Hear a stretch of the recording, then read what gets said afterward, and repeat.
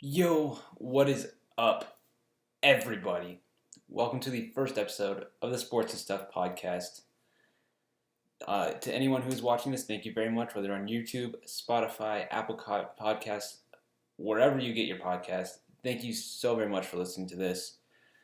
Today we got more of a fantasy football, just a football-based, football kind of episode today, as most of them will be for now once the MLB playoffs start getting closer. We'll touch on baseball a bit more. It's not one of my bigger areas of knowledge, but we'll touch on it. Any important golf events. Basketball, once that picks up, we'll be talking about basketball. But today, it is a full football podcast.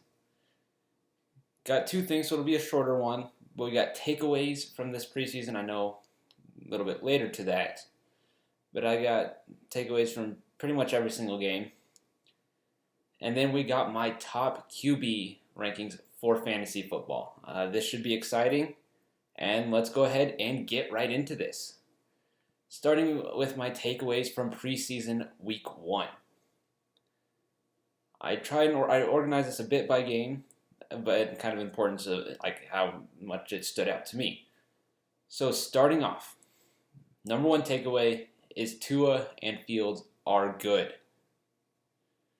Tua went 8 of 11, 99 yards, 1 interception, wasn't good, but the 8 of 11, that's the impressive part to me. We don't need Tua, well, I guess they don't need Tua, the Dolphins don't, to be this big down the field hitter. You dice up the offenses, okay?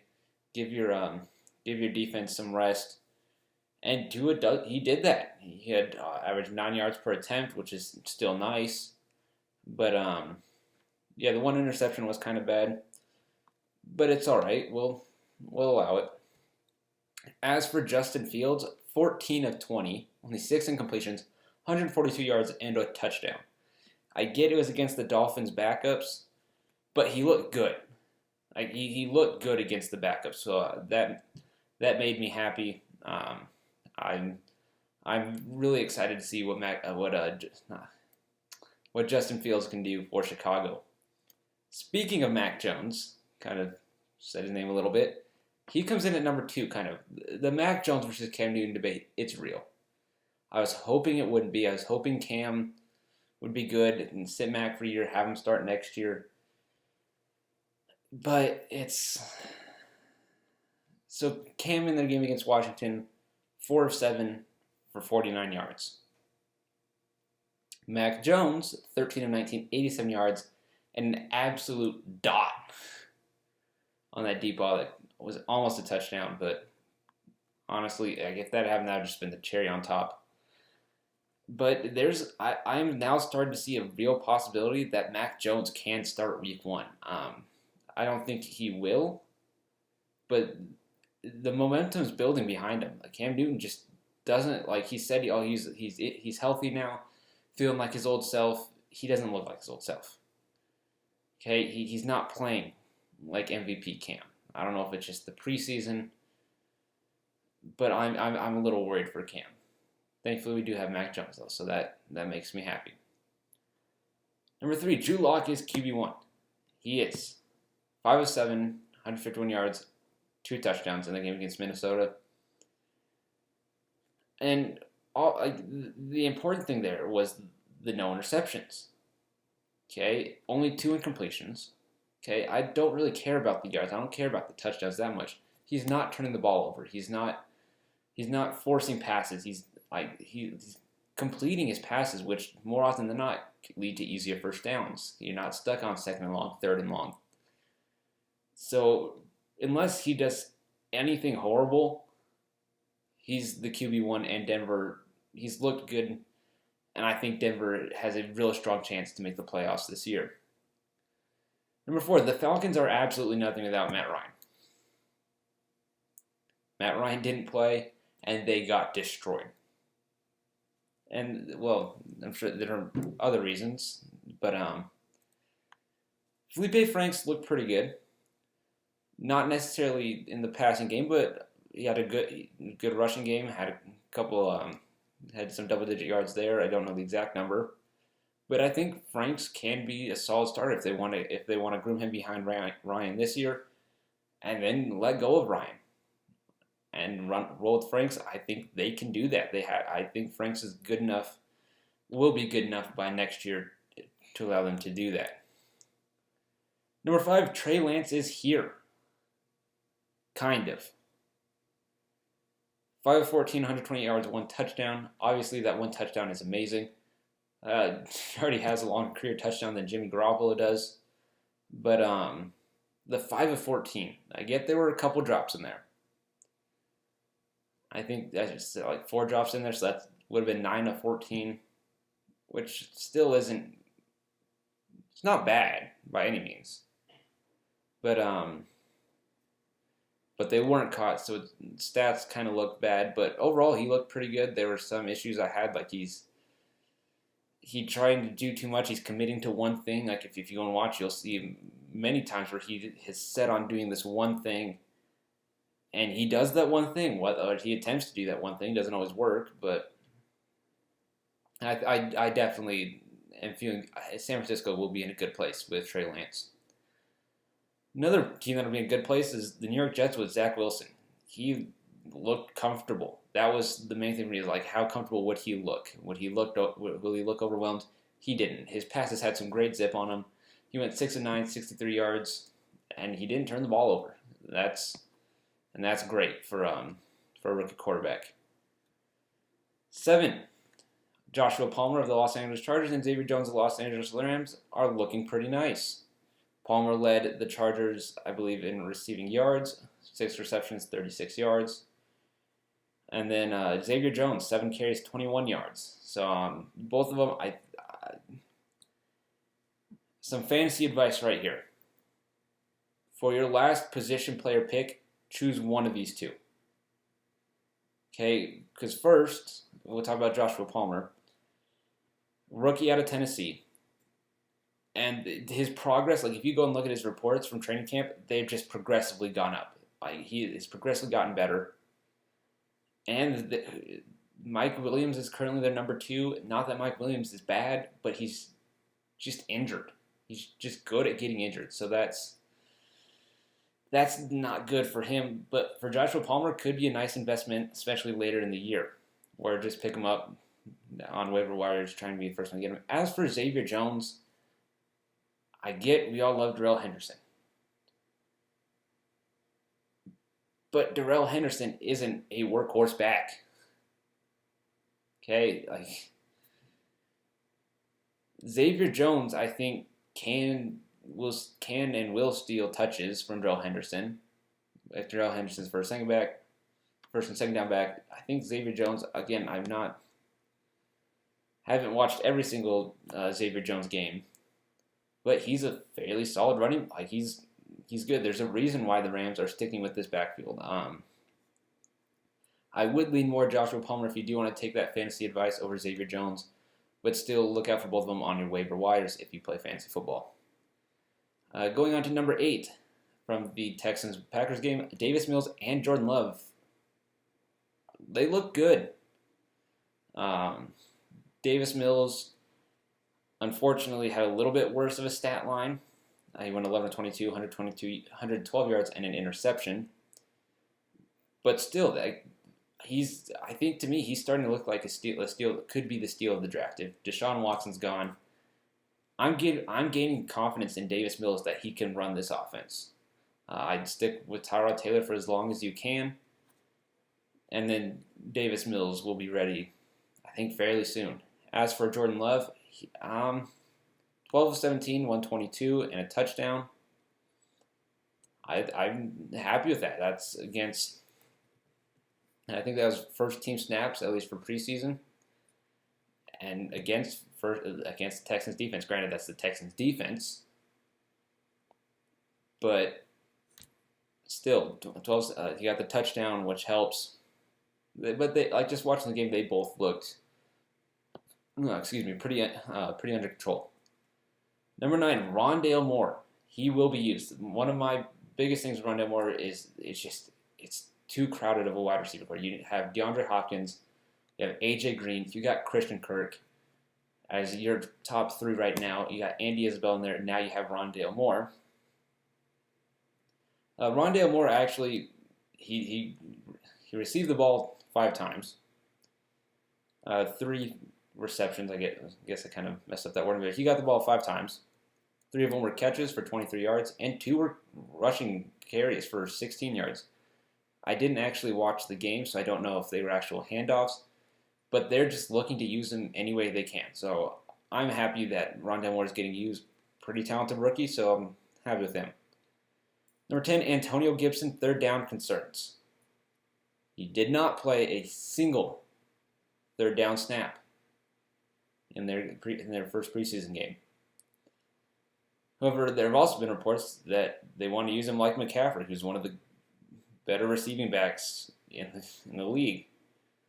I don't get how you're going to get to there without him playing third down snaps. I expect that to change for the second preseason game, but that's something to look out for. Next, the Jaguars should have drafted an offensive lineman. This is nothing against Travis Etienne, but Trevor Lawrence was under a lot of pressure for most of the game. I'm a little bit nervous for him, but I think they should have grabbed someone like Tevin Jenkins, Liam Eichenberg, even Landon Dickerson would have helped. But we'll see how this Etienne thing works out, especially if you have James Robinson. I'm skeptical of it, but we'll see. Next, Terrace Marshall Jr. Get that name stuck in your head, okay? He is going to be good. All right, he probably even great. When he was playing back at LSU 2 years ago, he sat this last year out for COVID, but 2 years ago, was on the field with receivers. You may have heard of him. Jamar Chase, you may have heard of him, and Justin Jefferson. Don't know if those names ring a bell, but yeah, Marshall Jr. still had 13 touchdowns. I get that offense was electric, but you're on a field with the runner-up in Offensive Rookie of the Year and someone who is poised to be in the conversation for Offensive Rookie of the Year. Still got 13 touchdowns, and in his first game, 3 receptions, 88 yards. He makes plays happen. Terrace Marshall Jr., again, fantasy, he is someone I'm targeting. I get Carolina's a little busy, but he's good. He's with his old offensive coordinator, and I'm excited for what Marshall Jr. can bring, not only in fantasy, but to the Panthers in general. Next, the Saints have 3 quarterback ones. We all know about Taysom Hill and Jameis Winston. But Ian Book, he won't start. Probably shouldn't start. But he looked good.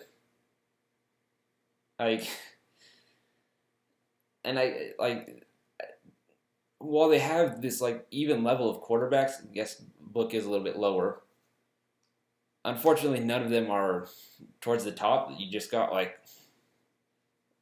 you won't have a big boom quarterback. Well, you could with Winston, but you don't have one of these top quarterbacks yet. You have some pretty Ian Book is probably one of the best QB3s in the NFL, at least after one game. But the Saints just run all 3 QBs out there at once, see what defenses do. Next, the Eagles are just fantasy football dunks. The only 2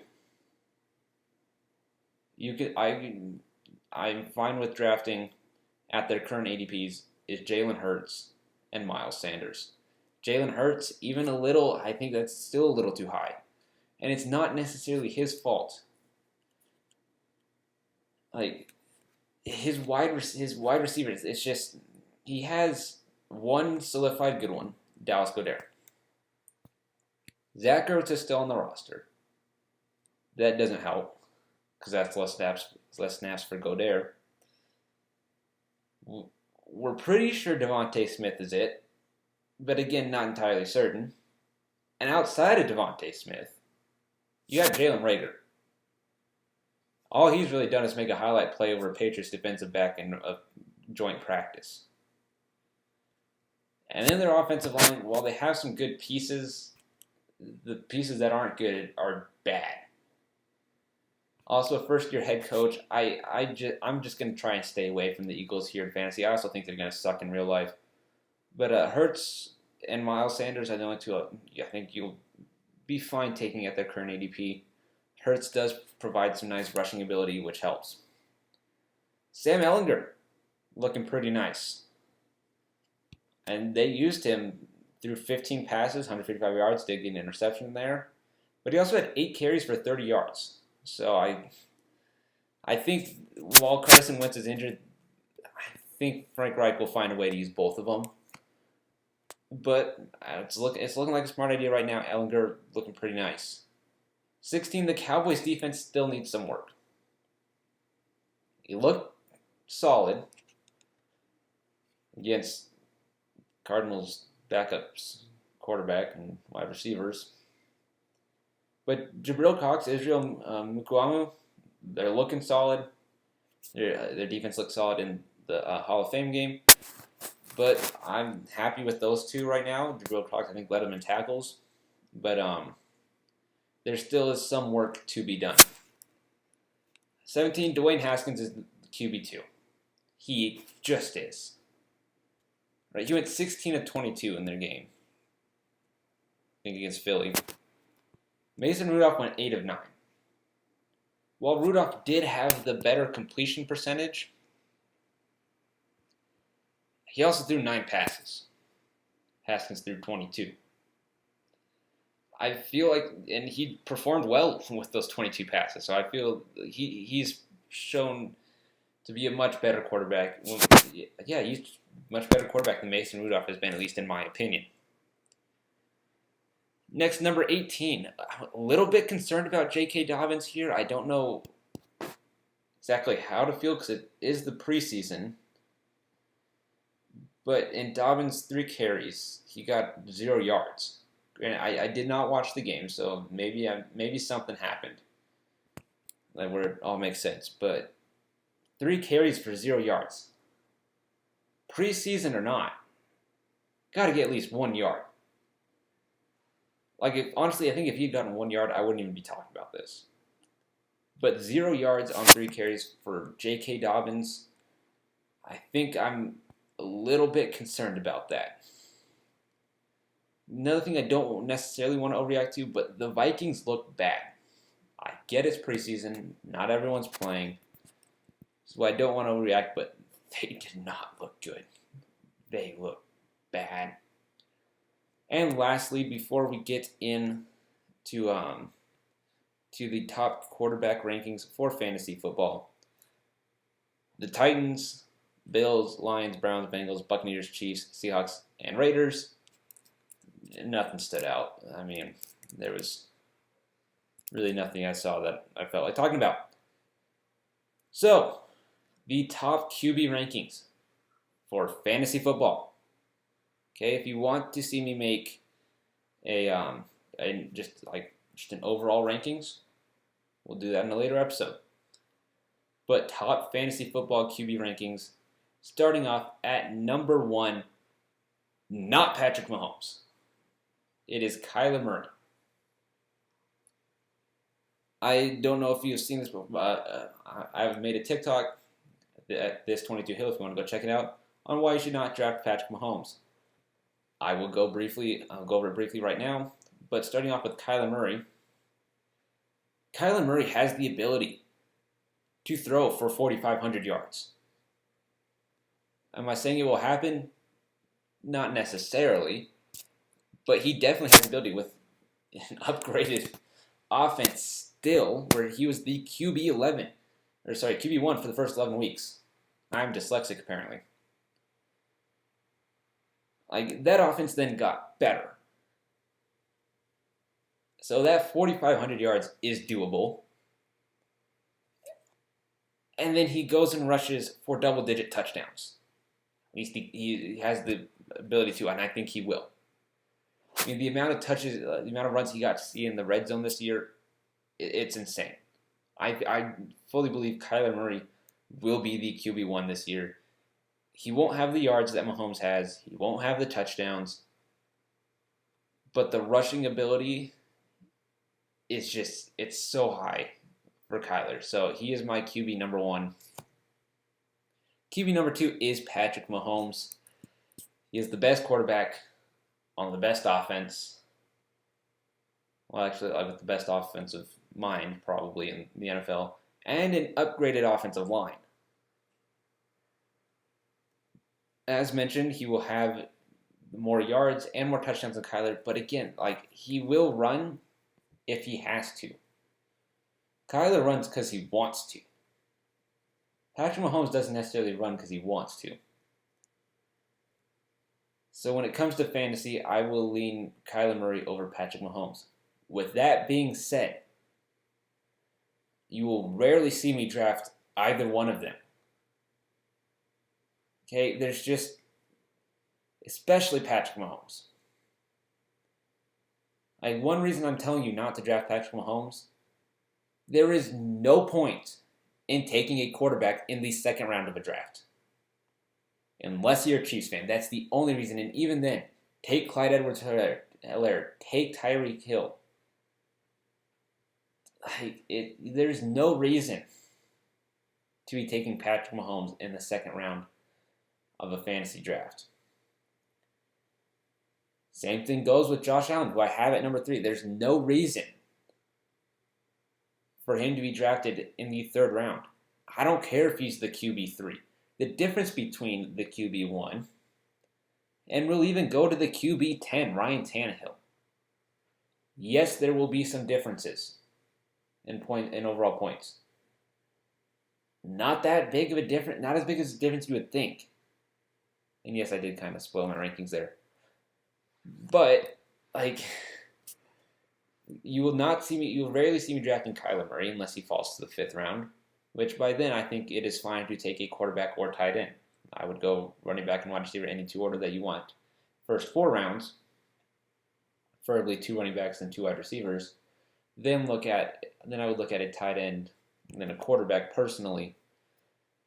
But I won't be drafting Kyler Murray because I think he's going too high. I will not be drafting Patrick Mahomes. I think he's going too high. And I will not be drafting Josh Allen because I think the ADP is too much. They're receivers that I love their value more than I love the value of these 3 quarterbacks. With that being said, I think I've said, with that being said, more than I've ever had in my life. But Josh Allen, he's similar to Kyler. He can throw for the 4,500 yards. He can run for the double-digit touchdowns. And I don't know if this is superstition, but the QB1 hasn't repeated since 2012, which is why I'm more, I don't know necessarily, I don't say more willing to put Kyler Murray at 1. But it's something to keep in mind. I still think he'll be great. But for some reason, I feel like it's Kyler who will come out on top this year. Number 4, Dak Prescott. He was on pace to have a phenomenal year. Averaged 29.75 fantasy points per game in the first 4 games. He then got injured in the 5th where he had already scored 17 points. Would have knocked the average down to about 25, 27-ish. Not that great at math, okay? He now has a 1-year further CeeDee Lamb and Amari Cooper, who is underrated, I believe. Ezekiel Elliott, Tony Pollard, all advanced a year. He now has a healthy, at least should be healthy offensive line. Improved defense, which doesn't necessarily help him that much. But, yeah, I think he's going to be good. I don't think he'll be running as much as he has in the past. But if his shoulder's feeling good, his ankle's feeling good, then he is going to have a great year this year. And I have him finishing QB number 4. QB number 5, Lamar Jackson. He has the potential to go for 3,000 passing yards and 1,000 rushing yards. I think he did in his MVP year, I'm pretty sure. My only real knock on him is that you're kind of getting on a roller coaster ride with Lamar Jackson. There are some games, he has great games where he rushes for about 50, 75 yards and throws for 200-ish. Those are great games from him. Then you also have games where he throws for 130 yards.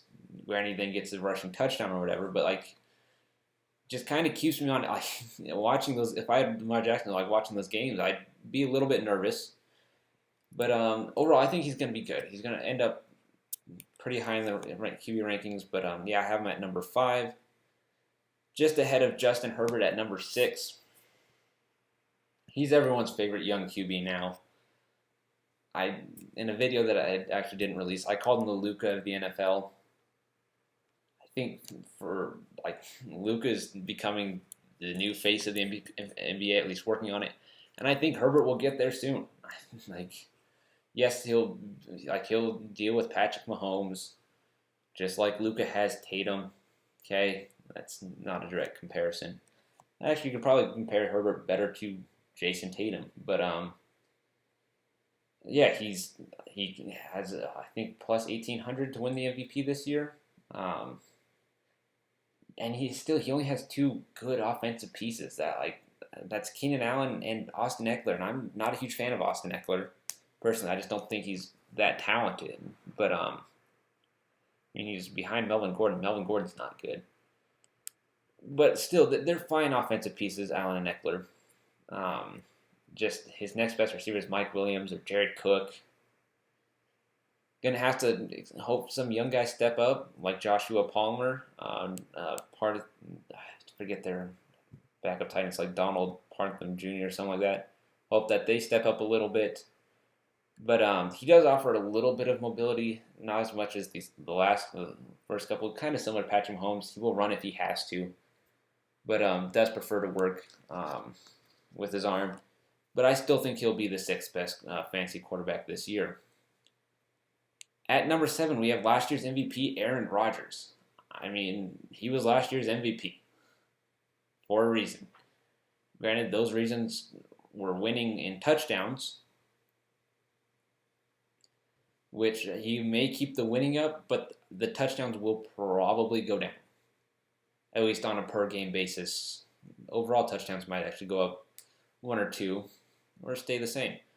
But yeah, I would have him higher if he wasn't so touchdown dependent. But he kind of is. He'll still be good. He'll still be a pretty good quarterback you can pick up 6th, 7th round, which is fairly nice value. I think someone that's even better value is Tom Brady at number 8. Last year, 4,633 yards. I think that was 3rd in the NFL. 40 touchdowns, 2nd in the NFL. 12 interceptions, not great. And he also had an injured knee. I believe next year there's a strong chance, like there's a realistic possibility that Tom Brady gets 5,000 passing yards and 50 touchdowns. If what he's saying is true about his injured knee, that he is now healthy, if that's true, Tampa Bay might go 17-0. Like, in all seriousness, like, there's a realistic chance that happens. But yeah, 5,000 yards, 50 touchdowns only gets you number 8 on the list, which shows how deep this actually is. And, like, you can wait on your quarterback. I will end up with Tom Brady in a lot of my drafts. I will end up with Tannehill, Hurts, these quarterbacks that are going later. They will be my quarterbacks. You will never see me draft Patrick Mahomes, Kyler Murray, Josh Allen, unless it's for an experiment, which we might do later this week. But at number 9, Russell Wilson. I don't know how to feel about Russell Wilson. I mean, you can draft him, then after week 8, trade him. Or week 9. I think that might be your best chance at success here, because that's when he's kind of starts tailing down. But yeah, he was also a little bit touchdown dependent. Had 4,200 passing yards, 40 touchdowns, tied for 2nd, and 13 interceptions. Next year, I can see him getting anywhere around 4,500 yards and 43 touchdowns. I think yes, he'll be a little bit better. I don't think the collapse will be as bad as it was this year. where he went from like plus 900 to win the MVP to plus 5,000 or something like that. He also provides some rushing potential. He'll be running a lot because, well, he doesn't really have a choice. His offensive line's not good. Nor will it ever be good because Jamal Adams just signed a $20 million a year extension. So I am sorry, Russ, but next time you take less money. Anyway, he's in at number 9 because, you have DK Metcalf. That kind of helps. Tyler Lockett, Gerald Everett, fine receivers there. I think he'll do pretty well. At number 10, I said Ryan Tannehill earlier. Yeah, he just doesn't throw interceptions. Only 7 interceptions on the year, 33 touchdowns, and then 3,819 yards. I do think he'll be pretty dang good this year. Yes, Derrick Henry is there. And yes, Derrick Henry is the focal point of the offense. But you have Julio friggin' Jones, who I think, when healthy, might be the best receiver because he has hands nearly as good as Hopkins. Not quite. He's a great route runner. He's physical. He's fast. He's pretty much a perfect wide receiver if he can stay healthy, and I think he will. This was one of the first real injury-plagued seasons of Julio's career. Dang hamstrings. But yeah, Ryan Tannehill. And then you have A.J. Brown. Their receiver, you have 2 of the better receivers in the NFL who will be facing a lot of single coverage because they're honestly not the primary focus of the defense because you have Derrick Henry. This Titans team is going to be so good. I wouldn't be surprised if they won the AFC, at least the regular season. And Ryan Tannehill is going to be a big part of that. Won't turn the ball over, won't throw a lot of incompletions. So yeah, the Titans are a little bit scary. At number 11, we have Jalen Hurts. I talked about him a little bit. I might end up with him in drafts. Would prefer not. If you can, Tom Brady and Ryan Tannehill are much better players to draft in the later rounds. I think they're safer players to draft. Russell Wilson there too, than Jalen Hurts. But again, I gotta keep saying this. His rushing ability is off the charts. He's one of the better running quarterbacks in the NFL already. Just the passing, I just haven't seen enough of it to be fully confident in Jalen Hurts as a passer. Also, the Eagles suck, so that's why some people might have Jalen Hurts higher than I do. Some might have him lower than I do because the Eagles suck that much. But I have him in here at 11. At number 12, Matthew Stafford. He is someone that has been all over the place for me. But I have since realized that while he does have Cooper Kupp, Robert Woods, 2 great wide receivers, he's not always going to be going for that big play. That's not what he's in LA to do. He is in LA to be better than Jared Goff. And by that I mean don't turn the ball over and don't throw in completions. That's pretty much his job there. Don't force anything. They have Super Bowl aspirations. And I think Matthew Stafford's going to be good. He's just someone that he is like this last quarterback that I would consider taking. All these other quarterbacks I don't really want a part of, with an exception of one of them. But, Matthew Stafford, obviously he's the QB 12, so he will start for someone. Maybe, but he should start for someone, but I would say not for me. Another person I just don't want, number 13, Kirk Cousins. I don't want a part of that. It's the definition of average, and yes, he has Thielen and Jefferson. Kirk can be good. I can see him getting into the top 10, ending in the top 10. I just don't. I don't trust it. I don't trust Kirk Cousins, and he puts up the stats sometimes, but this defense is also much more improved. There's not going to be as many shootouts. Not going to require as many passing passing attempts. Then you got Dalvin. Yes, he has the piece. I don't necessarily trust it. Granted, if number 14 Matt Ryan was in Minnesota, I'd probably be all over it because I think Matt Ryan's a better quarterback overall than Kirk Cousins is. But Matt Ryan, again, someone I don't want to part. I don't want any piece of. His yards are great, but his touchdowns aren't. He had 26 touchdowns last year. And that was with, at times, a healthy Julio Jones and Calvin Ridley. Now you have Calvin Ridley and an unproven Kyle Pitts. This team it's not going to be, the touchdowns aren't going to be there. And the touchdowns, if you want to be in the top 12, kind of need to be there. Can't just solely rely on yards.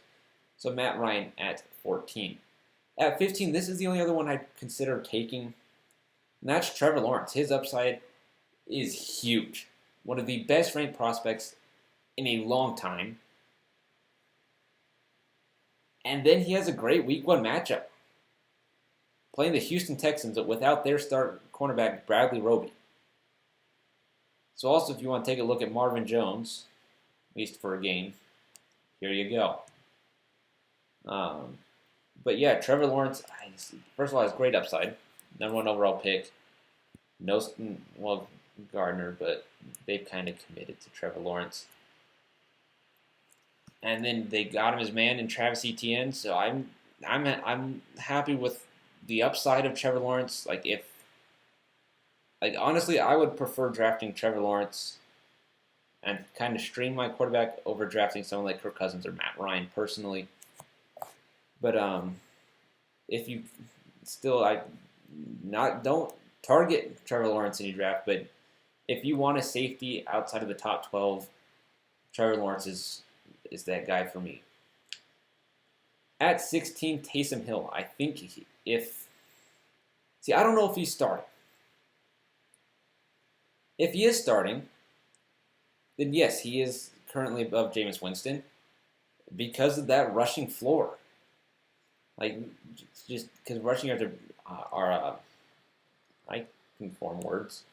Rushing yards and rushing touchdowns are just valued so much more in fantasy than passing yards, passing touchdowns, and interceptions, which are all provided by our friend Jameis Winston. So I personally have Taysom Hill a little higher. I still wouldn't touch it. Wouldn't go anywhere near it. But he's in at 16. 17, Derek Carr. Derek Carr and the Raiders are interesting. Their defense hasn't impressed me. And their offense at first glance looks a little When you look a little bit deeper,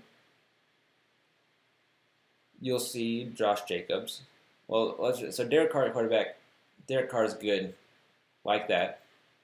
You got Josh Jacobs and Kenyon Drake at running back. Kenyon Drake was brought in there to help the passing game, so that bodes well for Derek Carr. Lost Nelson Aguilar. That kind of hurts a little bit. But you're hoping a year 2 Henry Ruggs can improve. And Brian Edwards. I think that's his name. Pretty sure. Apparently Randy Moss, Jerry Rice, whatever you want to call him. And then perhaps their best offensive piece, Darren Waller. The number 2 tight end for most in terms of fantasy. Number 3 overall, just because of his blockings. But as a receiving tight end, he's great. So I don't know exactly what to do with Derek Carr, but still someone I would kind of stay away from in drafts. A little bit more open to it, but still kind of stay away from him. But watch out for him on the waiver wire. 18, Jameis Winston. Don't know if he'll start, and is the definition of a risk. I mean, need I point out anything more than 30 and 30? Well, 30 for 30, not the ESPN films, but touchdown and interceptions. That's just something I want no part of. And unfortunately, I was a part of it because he was my quarterback during that year, at least for some of it. And yeah, that was an experience. At number 19, we have Joe Burrow.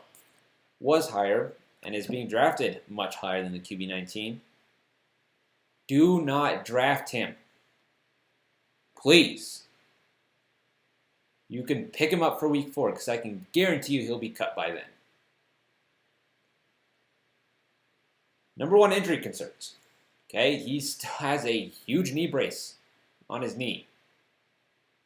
Has a smaller one on his elbow.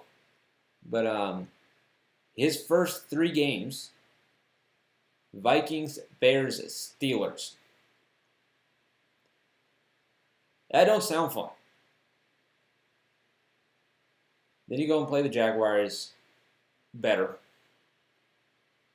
Then you play the Packers, who have the second best cornerback in the league. After week 5, I think it gets a bit easier. Don't have a schedule memorized. But, yeah, no, you will be able to pick him up from for the Jaguars game if need be. But, yeah, anyone who drafts Joe Burrow thinking he'll provide great things for you, not to start off the year. To end the year, I can see. But he's just someone, stay away from in drafts. Just don't. He will be there on the waiver wire. And finally, the last quarterback I'm going to really talk about, Baker Mayfield at 20. He's too inconsistent. Yes, they have a good passing attack, but they also have a great rushing attack. He'd be something you'd have to go into a deep dive analysis of will they be rushing compared to their passing plays called this game? No. Okay, just no Baker. No. So Baker rounds out the top 20. I will mention a couple others. Justin Fields at 21, Trey Lance 22, Fitzpatrick 23, Tua 24, Ben Roethlisberger 25, and Wentz 26. First of all, Fields versus Trey Lance. I've seen a lot of people say they take Trey Lance. I'm personally taking Justin Fields because he's starting week 2. He's not starting week 1. Neither is Trey Lance. Okay, I think I was watching the Fantasy Footballers. I was watching Fantasy Footballers podcast, but I think they said out of the 2 quarterbacks, Jimmy Garoppolo, Andy Dalton, who's most likely to go on a string of wins for you? Anyone who answers Andy Dalton, you're just an idiot. Okay, Garoppolo led them to a Super Bowl. He can do that. Andy Dalton can lead you to second place in the worst division in the league. Maybe even third place. I don't remember. I think it was third place, actually. Granted, that team was much worse than the 49ers Super Bowl team. But Dalton was a part of that. Dalton did not help. So Justin Fields is starting week 2, more than likely.